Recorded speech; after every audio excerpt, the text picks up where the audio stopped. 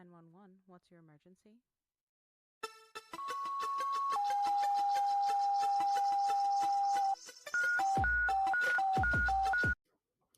The following content is graphic, emotional, and includes dark humor that may not be suitable for all listeners. Discretion is advised.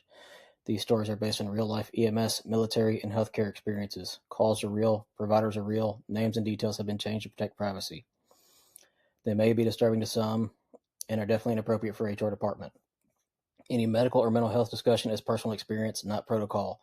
Use your damn brain. Follow your local guidelines, and when in doubt, call Med Control. If you're struggling, don't do it alone. Talk to someone, a coworker, a friend, a therapist, or hell, reach out to me. I'll answer.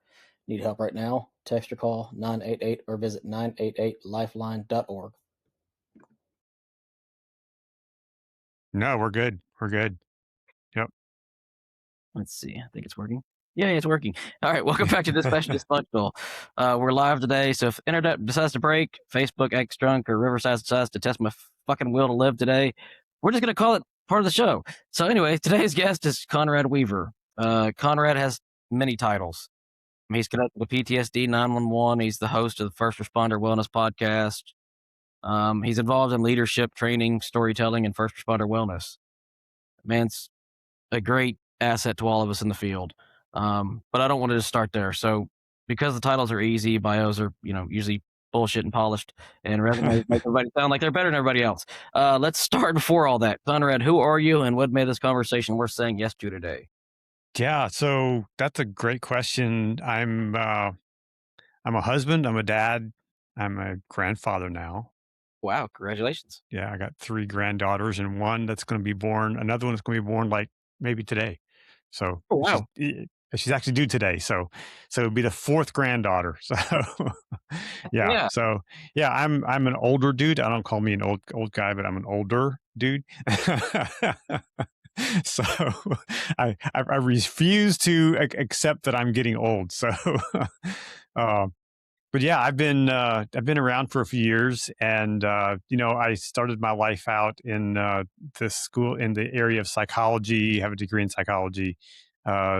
Worked in a psychiatric hospital for 3.5 years when I was young and dumb, and I learned a lot there. And then the windy path that life does, windy path ended up in the film industry, telling stories. And so for the past 10 or 15 years, I've been working on documentary films. And some of my early films kind of go back to my roots. I grew up on a dairy farm in Ohio. So, that hardworking lifestyle of that. And so farming has been in my blood. So my very first documentary that actually I got the Emmy on the shelf back here for is called The Great American Wheat Harvest. And we followed the custom harvesters from Texas to Montana and told that story. And it aired on PBS and some local networks on PBS. And so they were kind enough to give me an Emmy Award for it. So after that first film, I was like, I'm pretty good at this. I got an Emmy. Well, I find out that, a lot of people can win Emmys for a little bit of nothing. And so, but, it was nice to have it on the shelf, but that really launched my filmmaking career. And then I made a film about the drought in the American West. Spent a lot of time in California and states that had, that have no water or water challenges. And both of those films took me away from home for weeks at a time to create them and all that. And so I started looking for something closer to home, and the opioid crisis kind of came to bear here in our local community. And I partnered up with a local mom whose son had been kind of in the middle of all that. And we produced a film called Heroin's Grip. And so as a part of that, I was invited to do ride-alongs with law enforcement, with fire and EMS, to kind of learn their perspective on the opioid crisis. And that really opened up a whole new world to me in the areas of first responders. But going back, I always like to tell this story. So my grandmother lived in a rural part of Ohio. And I would go work on the dairy farm, on her farm, on Grandpa's farm every summer. And on her shelf in her little reading room, she had a little device that squeaked and squawked and had tones and all this stuff. It was a scanner. She had the scanner on like 24/7. She wasn't a first responder, wasn't connected. I think she just wanted to know what's going on in the community. And so I grew up, I just grew up hearing that and hearing the tones and hearing the calls and all the stuff. So that's kind of been my backstory, is how I got into first responder space. It's my grandma's fault. So, and I also blame her for introducing me to coffee. So, coffee's a good thing. We all need coffee. Absolutely. And God rest her soul. But yeah, that's kind of how I got into the first responder space. Then obviously the documentaries, Heroine's Grip, doing ride-alongs really showed me some of the challenges that first responders face. And it was on one of those ride-alongs when I was with the police officer, we were called to a fatal overdose, and something that all of you guys have seen. And you go to a scene, it's chaotic, it's, people screaming and, all the stuff. And I was like, whew, trying to get the stuff out of my brain. What did I just see and experience, And I looked around and the first responders on the scene were like, it's just Tuesday. Another day. Yeah, another day. And so I talked to the officer I was with and I said, hey, do you guys have like problems with PTSD? And she was like, oh, man, if you only knew the half of it. Yeah, exactly. And it's funny that you said it that way too, is because, we all joke about it. We all laugh about it. And in the end, that's what made me stop my career I had offshore to come back onshore was PTSD, and I didn't realize it. Yeah. And then she said a line that forever really changed the future of my life. And that was, if you want to make a movie about that, I'll do anything I can to help you. And what we didn't realize that day was that she would become one of the main characters in the film PTSD 911. Well, that's awesome. That's awesome. So that's where the PTSD 911 film originated from. And that was in 2017. And we really went full on in 2019. Of course, then COVID happened and we started working on the film. Actually, what we did, all the interviews, all the early interviews were all done via Zoom. Oh, wow. And just because we wanted to create kind of a teaser so that we could raise money to help, because these things cost money to make. So we just recorded interviews on Zoom, knowing we would never use those like in the final product. And so we took those Zoom interviews, patched it together with some B-roll footage I had, made a trailer, and we were able to raise a little bit of money for it. And then in 2021, when we started to travel again, I started going across the country, and we filmed it then 21, 22. That's awesome. Yeah. That's, especially knowing that you did it that way, that's something that a lot of people don't really get to see. Mm-hmm. You actually got to see the front lines that we deal with and understand, what we've seen, because you actually went to the calls. And that's just something that, to me, a lot of these podcasts that I've listened to and watched, or whatever you want to call it, they don't quite grasp it the way that, with your psychology background, plus you being able to see it and understand what we're going through, and then trying to be an advocate for us by creating a film, for God's sakes. That's awesome. Thank you. It's really an honor and a privilege. I mean, you guys serve our communities sacrificially. I've seen, our little town of Emmitsburg, where I lived for 20 years, the home of the National Fire Academy, National Emergency Training Center. We had a volunteer fire department, and I think the EMS was like staffed, full time, but the fire side was all volunteer. And, in our little town, the siren would go off. Years ago, that was the way they called everybody to the station for a fire. Well, now they don't need that, but they still blow the whistle, and some people don't like it, but, it's part of the culture. And the siren goes off at 2:30 in the morning, and these guys and gals in the local community are jumping out of bed and running to the firehouse to make a call. And so I have deep respect for you guys, and for, when you're sitting down for Easter lunch, Easter dinner, and the tones go off, and you're running to the firehouse to make a call, because someone did something stupid, and you just make those sacrifices, and you do it willingly, without grumbling, mostly. And, and you just grumble. I promise, we grumble. Well, when I'm around, there wasn't a whole lot of grumbling going on, but If you wake up at 2 o'clock in the morning, we kind of grumble. We will be there, and we will do what we got to do. Absolutely. That's why I appreciate you guys. You will be there. I mean, there was a day when this was when we were still living up in Emmitsburg, and my son was still at home. He was in high school, and I was doing a workout in the morning, and I hadn't hydrated. Speaking of hydration, right here. And I started getting lightheaded, and I almost passed out. And I was like, Spencer, you probably need to call 911. In walk the guys. I know them. They're like, Conrad, what did you do? Why are we here today? I don't know. They hauled me off to the hospital. They did a whole, all the stuff for my heart. That was all fine. It was like, oh, you just need to drink water. So, they showed up for my emergency. Exactly. And I appreciate that. I called 911. They were like, we'll be right there, and fortunately I lived, 3 blocks from the firehouse. So it was a pretty quick response. And, but, I have so much respect for first responders. And not only, fire and EMS, but law enforcement. And of course, these days, how law enforcement is treated around the country and the challenges that they face, the real genuine opposition, the people hate them and all the stuff, it's like so much respect for anyone who wears the badge and responds to community to keep our communities healthy and safe. That's awesome. It's that's one thing that like I said, we do grumble, and just if anyone's listening that's a public official or public person that is in first response, if we may sound angry, we're not. We're tired and just got to get up. Sleep deprived, right? That's the easy way to put it. Yeah. But it is, it is what it is, and I love it. I've loved it for 10 years. And I can't say that this is anything that ever gets old, or can't expect to see what I'm going to see when I get there, Mm-hmm. Mm-hmm.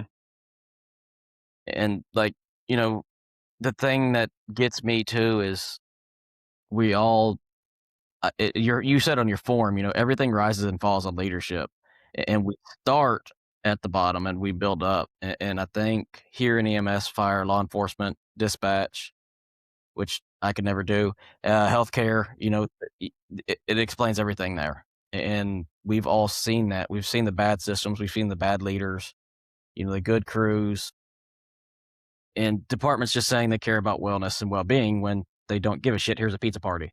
Mm-hmm. And I'm sure you've dealt with that before too while you're doing this. But when you say everything rises and falls on leadership, what have you seen that made that more than just a quote to you? Yeah. So that's a quote by John Maxwell. He's one of the world's leading experts on leadership. He's written more leadership books than anybody. And full disclosure, I'm a part of his team. I'm being certified under the Maxwell name and going through his courses and all that stuff. But that comes out of my travels. I've been to 32 states and about 90 cities in the past 3.5 years with my film. And everywhere I go, without exception, the number one issue I hear over and over again is leadership. Is, toxic leadership. Leadership doesn't understand. Leadership doesn't care. If they may say they care, they throw the pizza party, but they're like, oh, go see EAP. Most 99% of people, F EAP. We don't want them, in some places, EAP is great. No doubt. A lot of places, it's not something that anybody wants to do. And so I've coined a new phrase that says wellness begins with leadership. If you want healthy people in your organization, you got to start with healthy leaders. And that means, okay, and I'm not talking leadership and knowing how to do the stuff. You guys know how to do the stuff. You know how to do whatever you do as a medic. You know how to put IVs in. You know how to, put a tourniquet on. You know how to extract somebody out of a mangled car. You know how to do all that kind of stuff. But when it comes to leadership skills. I'm talking about interpersonal relationships. I'm talking about just being a good human being and taking care of your people. Simon Sinek says that leadership isn't about being in charge. Leadership is about taking care of those in your charge. I love that. And that statement to me is all that matters. I mean, if you are as a leader in your organization, you are responsible to take care of the people who are taking care of the business. And that's one thing I loved about Richard Branson, the big multi-billionaire entrepreneur out of England who tries stuff and his motto in his companies has always been, I'm going to take care of my people. That's my number one priority, to take care of my employees. Because if I take care of my employees, they're going to take care of my customers. And it's the same thing in the first responder space. If a chief, a battalion chief, an assistant chief, a commander, whatever your title is, that doesn't matter. If you are taking care of your people, then they will take care of the customer. They will take care. And it comes down to the rookie can be a leader because leadership is influence. And I love what I think Jocko Willink says on a podcast about about SEALs. Someone asked him about what does it take to get through BUDS, the toughest training program in the world. He goes, it's not the jock that can run like crazy, who has the big muscles, that gets through BUDS and passes. The people who get through BUDS and make it into the SEAL program are the people who realize that my job is to take care of the person on my left and to take care of the person on my right. And that's a leader. That's leadership. And if we can teach people to do that, then we'll have healthier organizations. The number one and number two stressors that the National FOP, Fraternal Order Police, has a survey out, and they say the number one and number two stressors for law enforcement, and I think it's number one and number two for all of first responders, is organizational and leadership. If those are your two top stressors, why are we putting all our eggs in the wellness basket? Why don't we focus on leadership and teach our leaders to be better? Because then the wellness will come. I think honestly on that note it's probably more of a, and I hate to say it this way, but that's more of a PR stunt for a bunch of the higher ups to act like they give a damn. I've been witness to it a few times to where, yeah, the wellness program's there, but if you use it, you're punished. Well, you have a mental illness. We can't let you work anymore. Yeah. And that's kind of I guess it's a double-edged sword in the end on that, because, if you tell your boss, hey, I'm struggling with my own mental health or something, they're like, okay, well, you can't treat patients. Let's get you somewhere, and you're not going to be paid for this time. It's kind of bullshit, but yeah, at the same time, it makes sense. It's totally bullshit, because here's the deal. If you have a system, if you have an organization that's how they handle it, then guess what? You're not going to say anything, right? And when you're not saying anything, you're going out there, you're treating patients not well. Exactly. And if you're in law enforcement, you're carrying a gun. I mean, stuff ends up on the evening news because organizations haven't taken care of their people. I contend that this can be controversial. I contend that the George Floyd incident wouldn't have happened if that officer would have been healthy. I can agree with you 100% on that one. And I blame the organization behind that police department for not helping him to be healthy. And they like to blame the training or, home problems. And that kind of brings me to a question I got written here for you too is, have you ever during this whole process that you've been through, have you ever sitting across anyone and said, damn, this person's just been carrying this for too damn long? Yeah, for sure. I was at an event. I forget where it was. It was a retired firefighter comes up to me after the screening event of our film.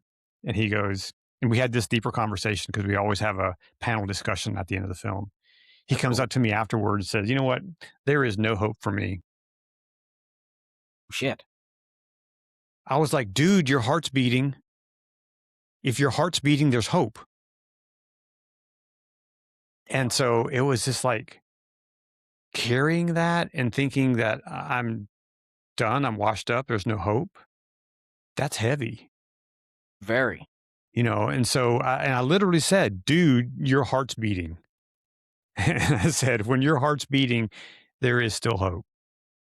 When you're dead and gone, there's no hope, for you to be better, obviously. But when your heart's beating and you're alive, then there's hope." Damn. So, what has surprised you so much about us in uniform that you didn't know before learning about us? Hmm. I think one of the things that has always amazed me, maybe not so much surprised, but amazed me, is the camaraderie and the brotherhood and sisterhood that is portrayed. You guys take care of each other. You guys, for the most part, there's times when Right. you don't, Well, it's, that's you know, everywhere, but yeah, but that brotherhood and sisterhood is so strong.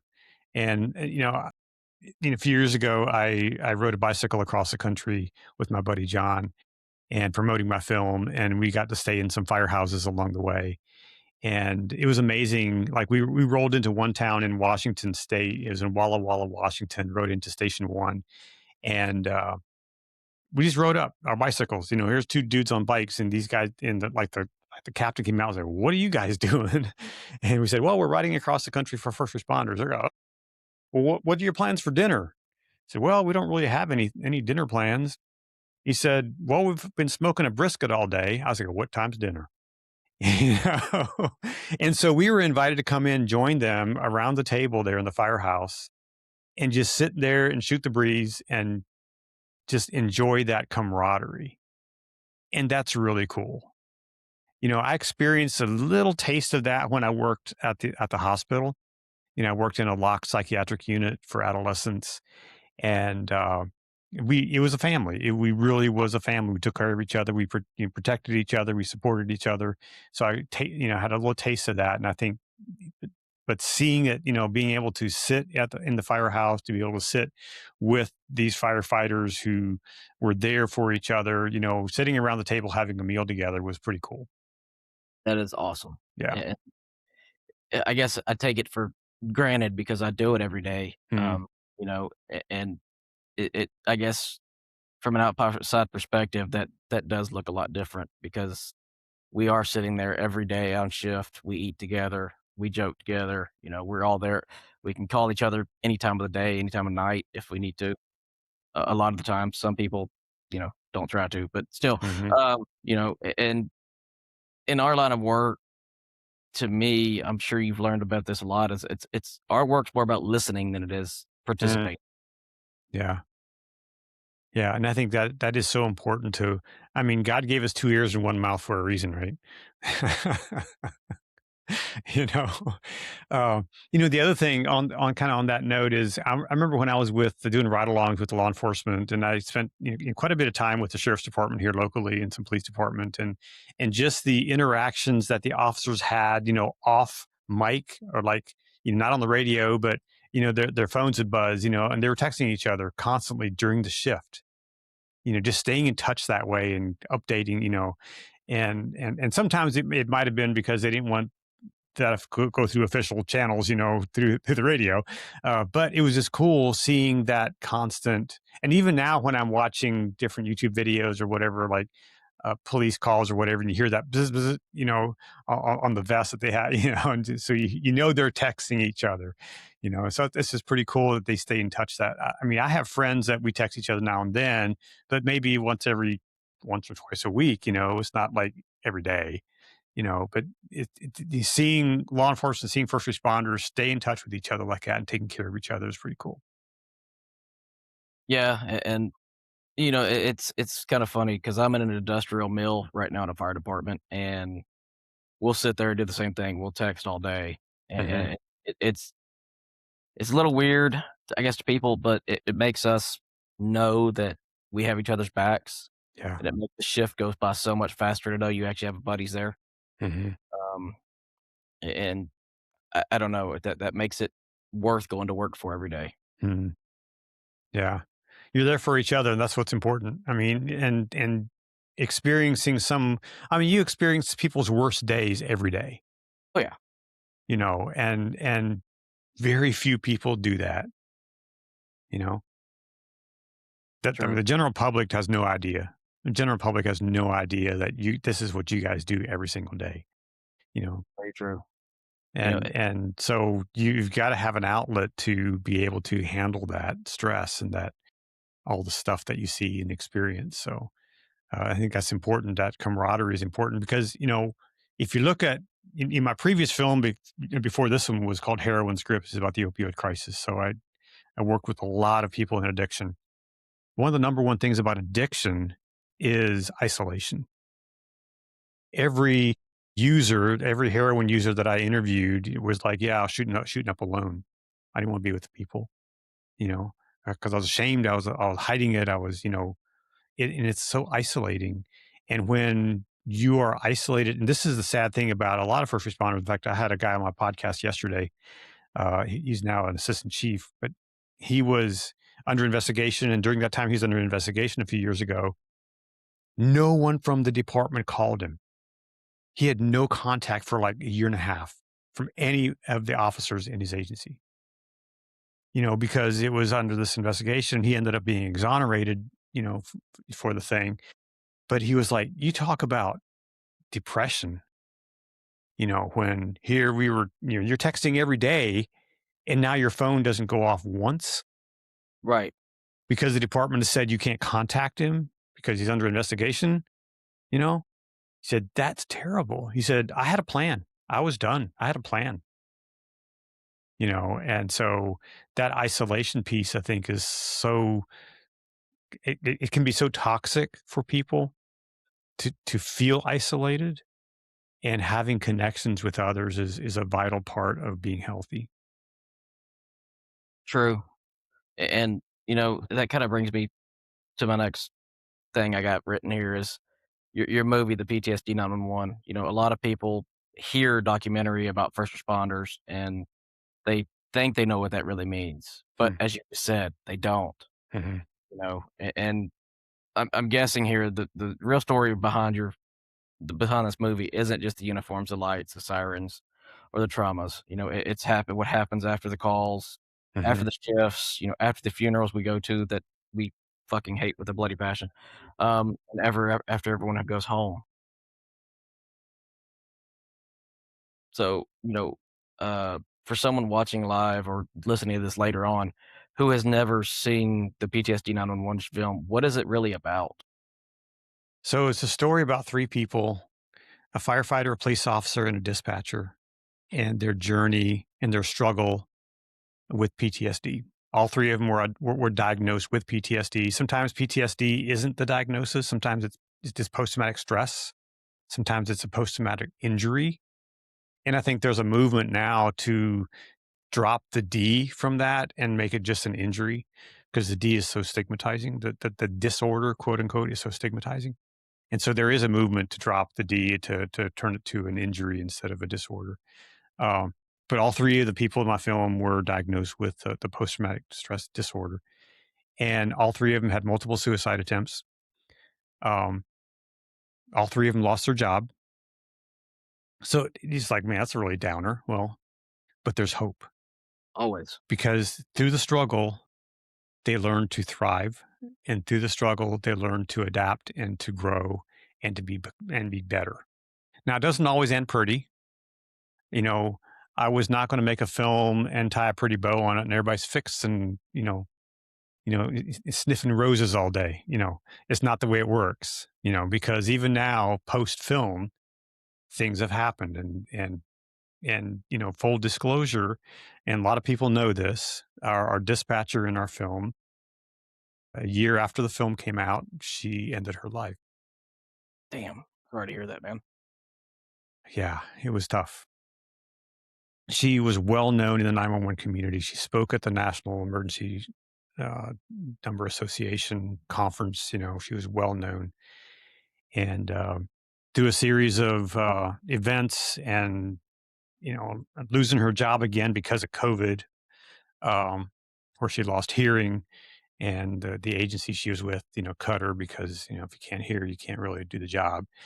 Um, but they didn't really give her an excuse or a reason for it. They just cut her. Of course. And she was a rock star. She was in Boston. She was part of the Boston Marathon bombing event. She took calls for that. Yeah. She was a rock star dispatcher. That's one thing I couldn't do. I could never be a dispatcher because I want to see what I'm dealing with. I could only imagine.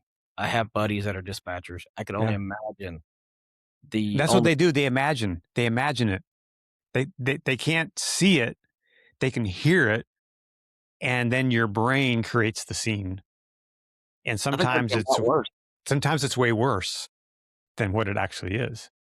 Yeah. And so and the only reason I had a dispatcher in my film is because I was at our local firehouse one day talking to the president of our fire company there. And he was like, well, have you thought about 911 dispatch and including that in your film? I was like, well, no, I haven't. Tell me about that. He goes, well, I'm a dispatcher. We hear it. We imagine it. We don't get closure. It's a problem. And I was like, oh, that's heavy. Okay. Yeah. And I've sat down with dispatchers. I've put the headset on and did what they call listen along, kind of a sit along and listen. It's crazy what they have to deal with. And funny story. So I was down in Austin, Texas a couple of years ago, and I was hanging out with a communications director there, and he took me into the Austin call center, massive that's nice. place. And I mean, I don't know how big the room was, but it was huge. And they covered all areas of the county, law enforcement, fire, EMS, state patrol, all the stuff, they covered it all. And so I asked him one day, I said, what's like the crazy call? What's crazy call you guys get? He goes, well, a crazy call would be right in downtown Austin. There's like a river that runs through, or like a lake or something. And he said, in the summer months, there's a lot of boating out there. There's a lot of stuff that goes on. He said, a crazy call would be, there's a psychotic woman with no clothes down there on the lake, screaming and all this stuff.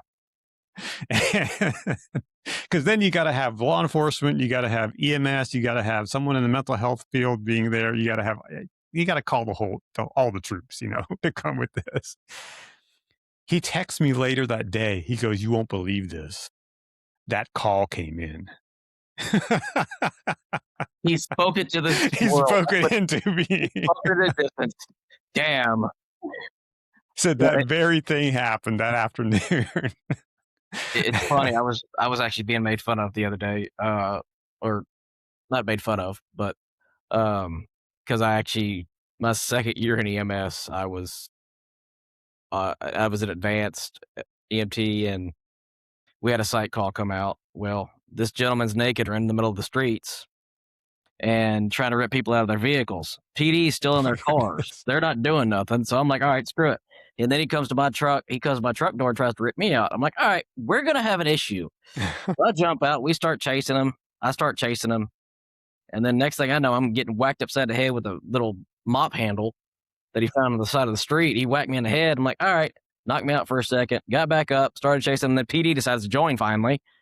And yeah, so then I learned that he was actually, as you were saying earlier, he was one of the opioid addicts from his parents, from his mom. He had to take drugs every day to not be psychotic. Not be sick. Okay, yeah.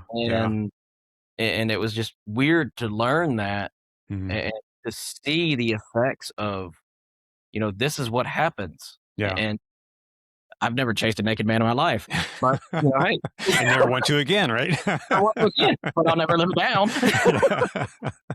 Yeah. It's funny you brought up the naked thing, and it as many patients that we have that are naked, I wonder why so many times. But anyways, that's a good question. It's like, if people would only know how many times the EMS goes to a naked call, they'd be shocked.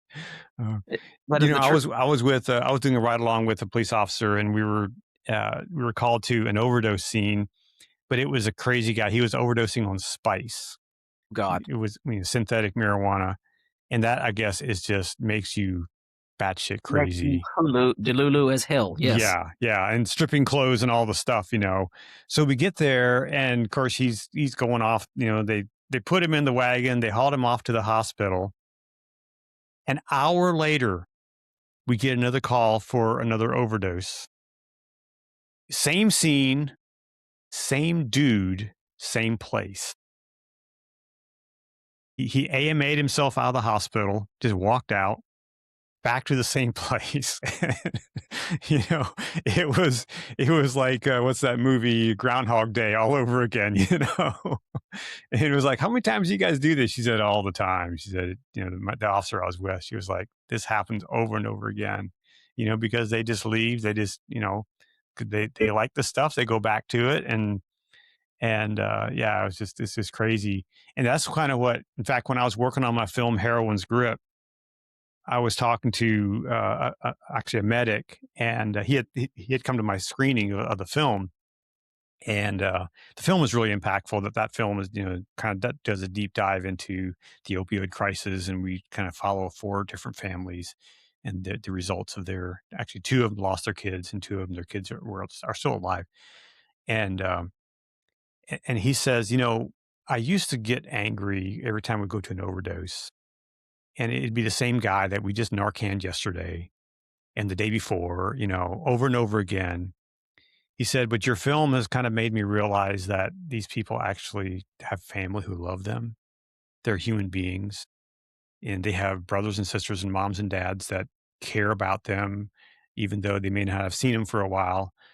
Someplace down deep in their heart, they still have love for these people. And he said, it just made me look at them a little bit different than just another overdose or another dude we got a Narcan, once again. I bet that was awesome to hear, especially from a responder saying that from your film. And that does make sense. A lot of us do become judgmental. We do kind of steer certain ways in the end, and don't mean to, but it's kind of hard to beat the stereotypes at times. And I'll admit I'm guilty of it every now and then. I don't mean to. Again, it's human biology. Yeah, and I can understand that, just knowing what you guys deal with and seeing it. And it was funny because when I was doing ride alongs with the sheriff's department, I was with the drug interdiction team for a while. Sweet. And so we were sitting on I-70, catching guys coming out of Baltimore hauling dope and stuff like that. And so you learn how to spot the cars. And I was with this officer that he was like the best in the county at this. We'd be sitting there at midnight, high beams on, going, cars are flying by at 70 miles an hour or 75, 80 miles an hour. And all of a sudden we were like head back against the headrest, flying up the road. And he had a reason to turn on the lights, and we'd pull somebody over, and he'd call the drug dog out, and they'd find dope, And so it became pretty easy. It became easier I became more aware of the cars that I was seeing when I was going down the road. And one day I was with my wife, and we're driving down the road. Said, see that car there? I bet he's riding dirty. And she was like, you've been hanging out with those cops too long. You think everybody's riding dirty now. And then what's funny, that happened a couple times. And then one day my wife came home from work, and she was like, I saw one today. He was riding dirty. That's awesome. So I can see how you become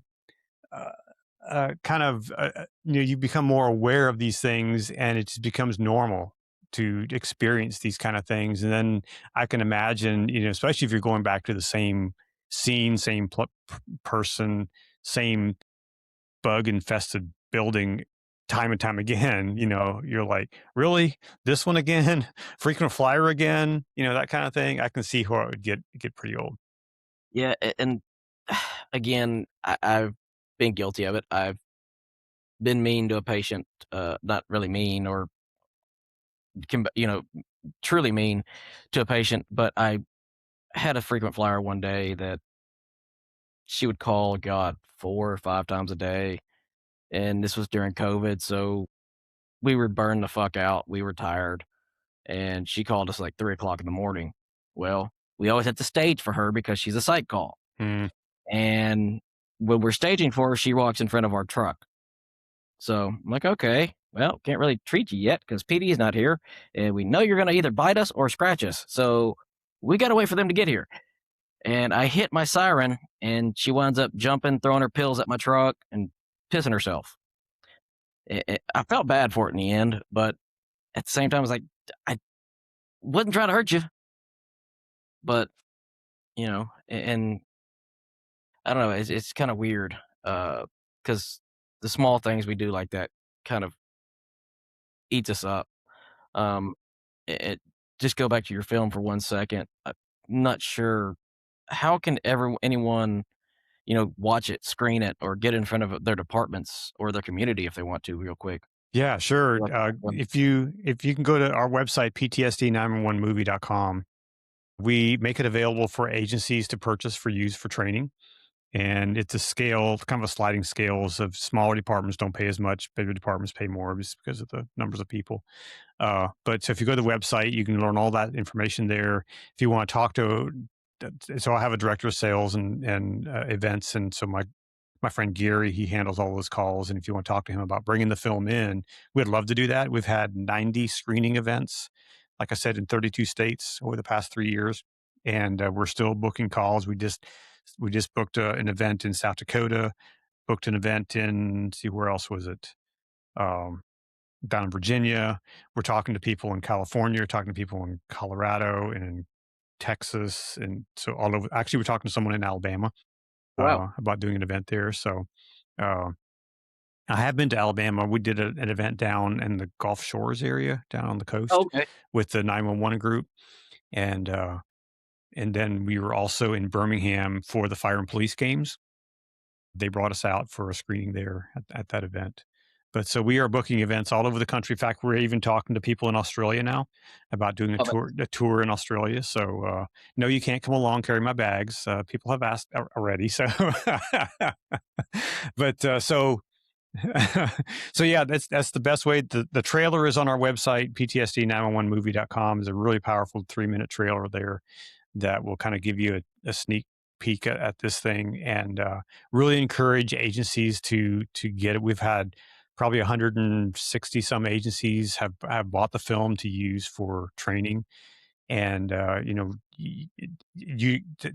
when you buy the film, you get the film in the toolkit, and the toolkit is additional content that's not in the film. So we have some additional interviews, content, or extended interviews that are in the film, but we had to shorten them, for the movie. So those extended interviews are there. And there's also some other training materials there that you can use. There's downloadables from some of our partners, and all that content is all available for one price there at our website. So really encourage people to do that. So I guess also, is there a way that just single people could watch them, or does it have to just be? Yeah, so it is available on Amazon for home use. We don't, this technically, legally, it's not.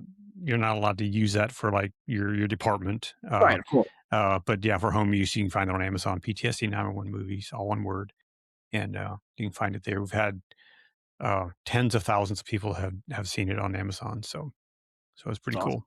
Yeah, Because I was actually trying to find it the other day and I couldn't find it. okay, yeah. I was on the website, but I was like, I don't want to spend this much just for myself. Right, yeah. That doesn't make sense to spend that much for yourself, but yeah, yep. And that's awesome that you're doing it like that and making it available to solo people and companies, and actually providing resources for them to use or us to use. Because like you said earlier, you have the psychological background. What we're dealing with more than a lot of other people can. Mm-hmm. And seeing it firsthand and actually producing it, getting stories that you would never hear unless you did what you did. I'm sure that kind of, it's got to make you proud at the same time to know that you're helping the people that are helping others. It's been the highlight of my career, and it's been, yeah, it's transformed my life because this is now all I do. focus 100% on first responders through the film, through the podcast, and now through some new initiatives that we're doing with our new company, First Responder Wellness Solutions, where we're creating a platform for leadership development and training. And so actually right now we're in the middle of our first cohort on our mastermind, so leadership mastermind that we're hosting. And you can learn more about that on our website, First Responder Wellness Solutions.co, not .com, it's .co. And so we're building this out. We're going to be launching more content on there for training, for leadership training and development. And we're actually filming some things in a couple of weeks for that. And then we are also developing a first responder leadership summit that we're developing, a really high level leadership summit with high level speakers to really help leaders be better. And this is going to be an invite only event. So if you want to get on the list, you got to go to the website and sign up and to be on the list. So I really encourage people to check it out. We got a lot of new things coming down the pike. So if you want to stay up with what we're doing, go to our website, ptsd911movie.com, register for our emails, and you'll get a weekly email from me. I promise I won't spam you. We just send a weekly email newsletter out. Got about a couple thousand people on that newsletter that we send out every week, and then the podcast comes out every Wednesday. First Responder Wellness Podcast. I have national leaders on the show, local leaders on the show, talking about wellness and first responders and leadership and mental health. And this week, actually had a lady on. She's the CEO of Livestrong. It's a cancer organization. Lance And Armstrong, he started, wasn't it?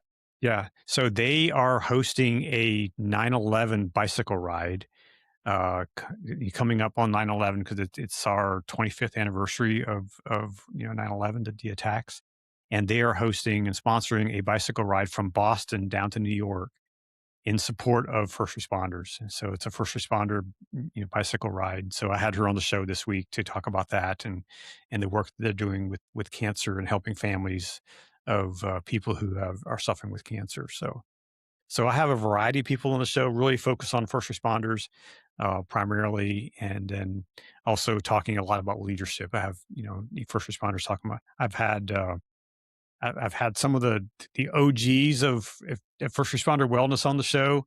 Dr. Gil Martin's been on the show, and let's see, Lieutenant Colonel Dave Grossman's been on the show actually a couple times now. So I've had him on the show twice.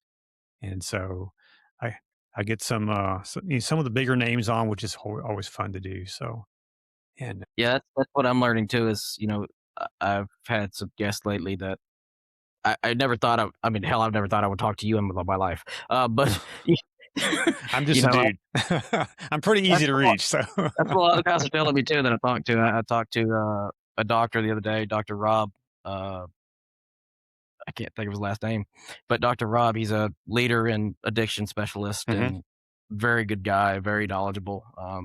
And that was just something that I never thought I would talk to someone that's high up on the totem pole of doing things like that. Yeah. Yeah. And Podcasting is fun. And I launched the podcast kind of even before the film was out, and it had a different name back then, but I really launched it to kind of continue the conversation because I wanted to bring eyeballs to the film, which it helps, but I also wanted to continue that conversation. I think that's what it's doing. And we've been able to, reach a lot of people. I actually had a firefighter from Darwin, Australia, reached out to me a couple years ago, and he was like, "Hey, I listen to your show every week. I want to talk to you." And we ended up on a Zoom call. And so we become friends, and I've connected him with some resources. And so he's now working to help us try to get the film to Australia and to do a tour there. So awesome. So yeah, it's pretty cool. So in fact, next week I have another podcast interview. Actually, it was a guy, a former police officer from Australia as well. So yeah, I've had several people from Australia on the show. So pretty cool. Yeah, it's interesting. I've had, I think, 3 or 4 Australians on mine as well. Yeah, it's a lot of fun. Very cool guys. Yeah.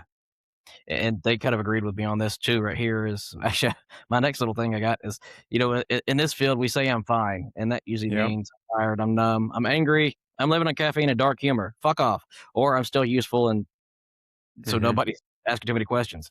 And that's the dangerous part of our jobs. Yeah. So why do you think, after dealing with this so long and using your background, why do you think we are so good at hiding this from everybody? You want to be strong. You're the responders. Why should you ask for help? And I think that's the challenge, is that you don't want to admit that there's something wrong because, historically that means you're weak. It doesn't really. But in your mind, it may seem that way. To me, asking for help means you're stronger than you realize, Very true. I think because it takes courage. Yep. It takes courage to ask for help. And so I have a story related to that. So 3 years ago, I rode a bicycle across the country. I mentioned that. And we rode from Astoria, Oregon to Ocean City, Maryland, 3,400 miles. And we had, my backside is already hurting. But in the middle of that, we had a support crew. We had a sponsor. Lighthouse Health and Wellness was our sponsor. And 3 weeks before we left, Joe from Lighthouse called me and he was like, "Hey, I did something." "Okay, what'd you do?" "I bought an RV. I'm coming with you." So we had a support crew, and which was fantastic. Here we did, we were planning on just taking sleeping bags and tents and, roughing it and that kind of stuff. And well, now we had an RV to stay in, and we had someone to call if we got in trouble. And we had to do that. But I'm telling you, that was one of the hardest calls I ever made, because it was like, we're not strong enough to make it. Okay. Like the first time we called was in Washington. It was like less than a week in. It was, 90 some degrees. We had wildfire smoke from Canada all day, and it was blazing hot. We had 20 more miles to go. And we were like, I don't think we can make it. And we had to decide to make a phone call. And picking up the phone, it felt like a 5-ton brick to call and say, "Joe, yeah, we need help." But our motto then became, well, it's not about the miles, it's about the mission. We wanted to be healthy to complete the mission. We didn't have to necessarily pedal stroke every single mile, but the mission came first. And in order for the mission to be completed, then we wanted to live, especially when we were facing thunderstorms in the middle of Wyoming and there was lightning and, we wanted to live. So yeah, I think picking up the phone and asking for help is one of the hardest things you can do, but it's also one of the bravest things you can do. And third, it's one of the most important things you can do. If you don't ask for help, again, I've noticed it and witnessed it myself. If we don't ask for the help we need, it causes us issues at home, causes us issues at work. The sad thing is, my wife is the one that noticed it before anyone else. She straight up told me, "Look, something's wrong with you. You got to get help." Mm-hmm. And I'm not sure if that's what you've seen before as well, as it's normally the spouse, or if it's Oh, yeah. through. But Usually the spouses can see it first, or the family sees it first, because, dad or mom comes home and they're acting like something that they shouldn't be. And because sometimes it's funny, because the people that we love the most, sometimes we treat the worst. It's the easiest to treat the worst sometimes, I don't know why we like to do it as silent when we get home either. A lot of the times, and then we suddenly blow up when the stupidest question is asked. "Hey, what's for dinner?" Shut the hell up! I'm just got home. Mm-hmm. And I think that's another issue that I guess we get from the PTSD. And but yeah, The importance of, taking care of yourself first. And I know we hear it all the time. We hear this little thing about, when you're flying an airplane, they tell you to put your mask on first, before you help the next person. But it's so true. You've got to take care of you first before you can effectively take care of someone else. And so that's something that I've had to learn. I've had to learn to take care of me first. A few years ago, my buddy Todd, who's in the film, he's a police officer down in Garland, Texas, and he's an amazing human being, and he's connected me with so many people. He kept poking me, and he was like, "Have you got a therapist yet?" I was like, "Okay, Todd, I probably need to. Yeah, it's probably important. I should." And then he kept emailing, "Have you got a therapist yet?" "Not yet, but I'm going to. One day he sends me an email. He goes, here's a list of all the culturally competent therapists in Maryland. Pick one. Damn. I was like, yes, sir. I picked one, and now I have a therapist. And he's on speed dial. I can call him anytime. And one of the best things I did, to make that step and I wasn't crazy. I wasn't, exhibiting things of PTSD, but I know all the stories that I hear, all the things that I see, it plays a role in my head. Very And true. to be able to talk to someone who understands that, and this therapist is a former cop, so he understands all these things. And so, we were able to have some deeper conversations about it. And I really think every first responder should have a therapist. I I mean, agree. I think it just should be normal, because if you want to thrive and to live a healthy, thriving career, for your entire career, see a therapist. There's no shame in that. There's no negative repercussions unless your agency's an asshole and they don't, they treat you like you're less than. You're not less than. Because if you're taking care of yourself first, you're going to be a much better employee. You're going to be a much better EMT, much better paramedic, much better cop, much better firefighter, because you're taking care of you first. And that's the thing is, there is hope that a lot of us don't see, and your intake form kept going back to that, and that was amazing to see. And I kind of want to be careful with that word, Deanne, because a lot of us hear hope and think that it's a bunch of bullshit or just a little poster on the wall. But we're not talking about the fake hope here. We're Yeah. talking about someone sitting alone in the truck at 2 a.m. still showing up and quietly wondering how much longer they can keep doing this. Mm-hmm.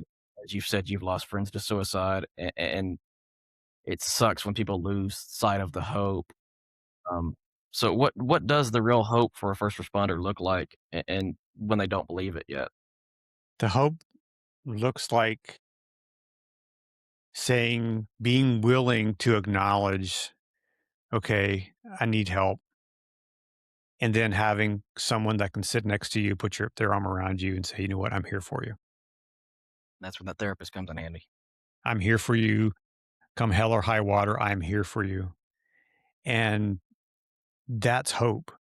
And knowing that, and especially having someone next to you who said, you know what, I've been there.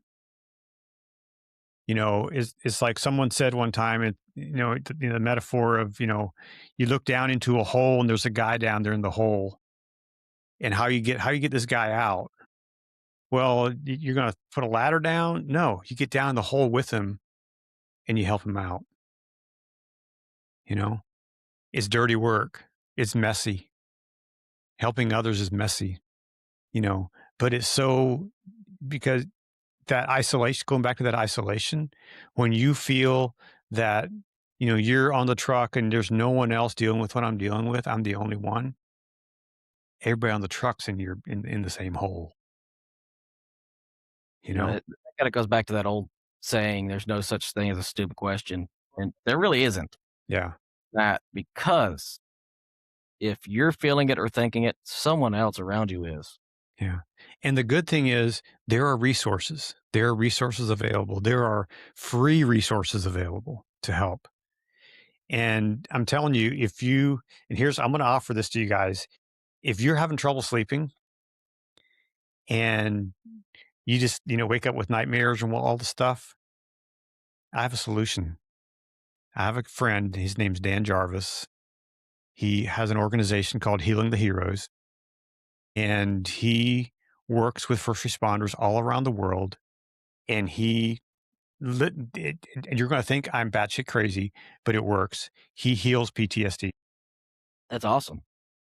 through the trauma resiliency protocol. It's an amazing thing that he takes people through. And I know because he did it with me.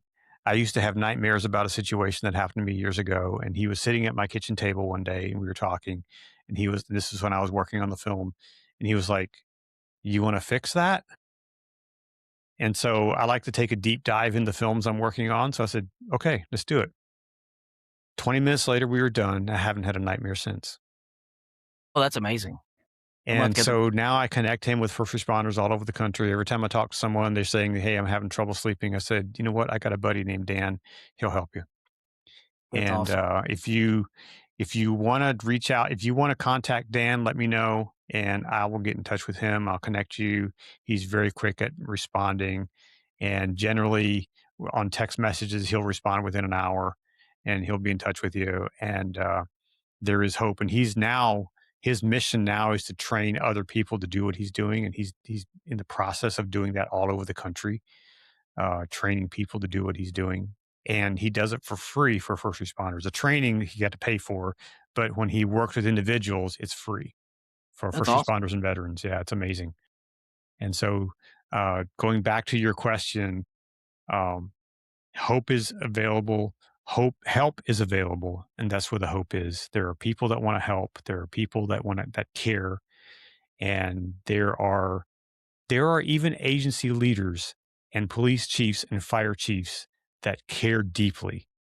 Just going to put it out there. There are people in leadership who really, really genuinely care for their people. I've met them. I've talked to them, had a few of them on my podcast. And so there are those people out there. Sometimes, not always, but sometimes a change of scenery is helpful. Not always, but sometimes. Uh, and finding that agency that is supportive. In fact, one fire captain, I'll tell this quick story. He had a fire captain on my podcast. He's out of Texas. He went to his city and said, "Hey, we need a line item budget in the budget for wellness." Convinced the city leaders to say yes. And now he said, "We have firefighters from all over the state, from bigger agencies coming knocking on our door wanting to work for us because they know they're going to be taken care of." That's awesome. He said, "We don't have a recruitment problem at all." Said nothing. They're lined up at the door, oftentimes taking less money because they want to work for us because they know they're going to be taken care of. So if you take care of your people, they'll do anything for you. Yeah, 100%. And I just want to say something because it's been an hour, so I know I only quoted for an hour. Before we shut this thing down, I'm going to be awkward for about 30 seconds, and I hate doing it because I'm going to be asking for help here in a second. Just for everyone listening, I'm trying to get through the University of Florida Critical Care Paramedic Program. This isn't me chasing alphabet soup behind my name. This is me trying to get sharper, better skills, better from us patients, better from students that I hopefully proctor sooner or later, and everything I'm trying to build with the podcast, the website. Everything adds up quickly, and that's why I'm needing some help. Apparently, education costs money. So if anyone's listening and wants to be helped sponsor it, go to my website, critical-run.com. No guilt trip, no sad violins here, just putting it out there. I'm trying to get better so I can help everyone else. That's the whole thing. Sorry, I just had to throw that out there. Try to get that done. Don't apologize, man. When you're helping other people, it's important. If you want to keep doing it. Oh, yeah. Yep. And for the responders listening or watching this later tonight, when this goes out, maybe they're sitting in the truck, sitting in the station. Hell, they're sitting in their driveway, crying in their car because they don't want to go inside yet. They're still functioning, still showing up, still saying I'm fine, but quietly falling apart. What do they need to hear from you today? You're not alone. You are not alone. There are people out there who want to help you. Help is available. And sometimes the biggest hurdle you need to do is get over your pride and to pick up the phone and call for help. Help is available.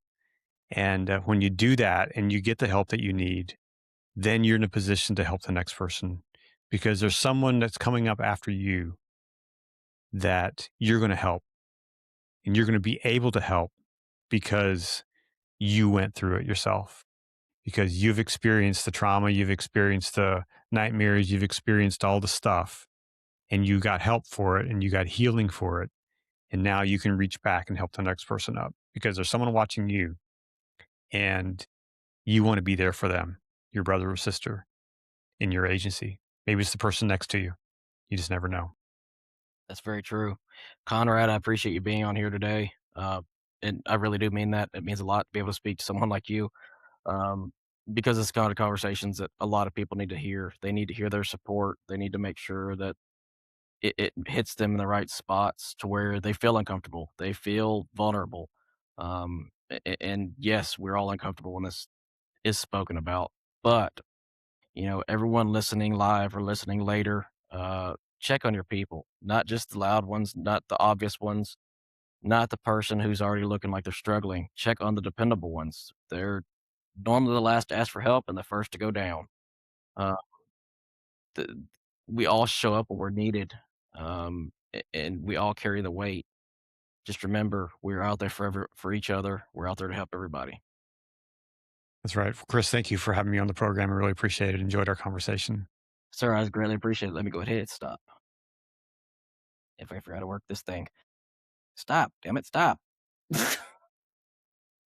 If you think it's too heavy to say it anyway.